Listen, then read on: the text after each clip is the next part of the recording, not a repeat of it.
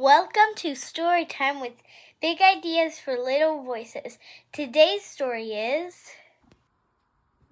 The Last Tamale, written by Orlando Mendiola, illustrated Thank you by for listening. Teresa Please Martinez. like and subscribe. Comment for other books you want us to read. Luis's favorite day of the year is finally here. Tamale Day. Luis loved Tamale Day because his whole family came over for the tamalada, or tamale making party. Mom, Dad, his brother Jacob, and even his prima Letty and Tia Maria helped Abuelita make her special secret family recipe. No tamales ever tasted as good. When I was a girl, it was my job to spread the masa, just like you, Abuelita said. Every year, there's no telling if we'll have enough for leftovers. Pearl, we already fed you. No tamales for you, Luis said, laughing. Abuelita, what's in a tamale that makes it taste so good? Look around, Abuelita said. It's love, mijo. One day, you will learn the family recipe. But remember, you must never write it down.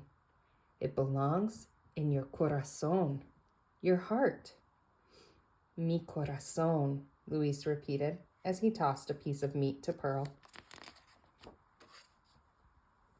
Y'all were really hungry, Tia Maria said.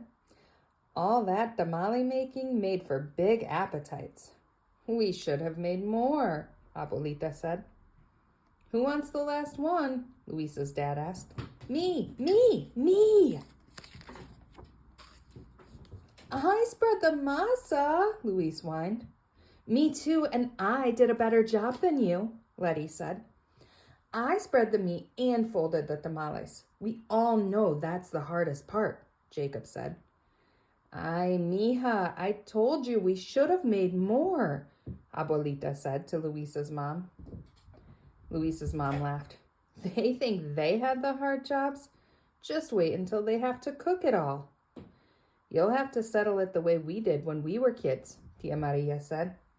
And what's that? Luis asked. A tamale battle! Dad roared. Round 1, the dance battle, Tia Maria announced. Jacob showed off his Texas two-step skills. Luis had the dance moves from his favorite music videos down. Letty only knew the robot. Letty, how did you not remember the moves? We always dance whenever you come over, Luis laughed. Whatever.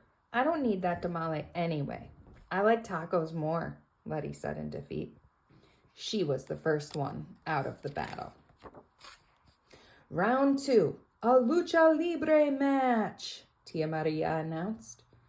Luis feared he couldn't beat Jacob since their dad had trained him to be the next great luchador. You should have practiced with me instead of dancing in your room, Jacob taunted Luis. Luis took a deep breath and his nose filled with the savory scent of tamales. Luis's dance skills allowed him to be quick on his feet. He swerved away from Jacob, tripping him, giving Luis the opportunity to put Jacob in a headlock. I was supposed to win, Jacob groaned. Never underestimate anyone, mijo, said their dad. A little rhythm can take you a long way. We're not done yet, Luis's mom said. You still have the final round. The final round? Yes, Tia Maria said. You have to arm wrestle the woman who started it all. Abuelita? Look at those arms, Luis's mom said. Those are muscles you get after decades of tortilla making and kneading masa. I can't possibly beat Abuelita, but we won't have tamales again for a long time, Luis thought to himself. You're really strong, Luis said, struggling to keep his arm from falling. Don't let these old bones fool you, Abuelita said. The more he struggled, the more he could smell tamales as he breathed in. The more he looked around, the less and less the crowd looked like people. And we have a winner, Luisa's dad cheered. I can't believe I won, Luis said. We can't believe it either, Letty and Jacob said. You've earned it, mijo, said Luisa's dad, unwrapping the tamale from the corn husk. All Luis could focus on was his tamale, still steamy and warm as he ran to the table. But then he felt his feet leave the floor. Ah! Pearl, no! When's the next tamalada?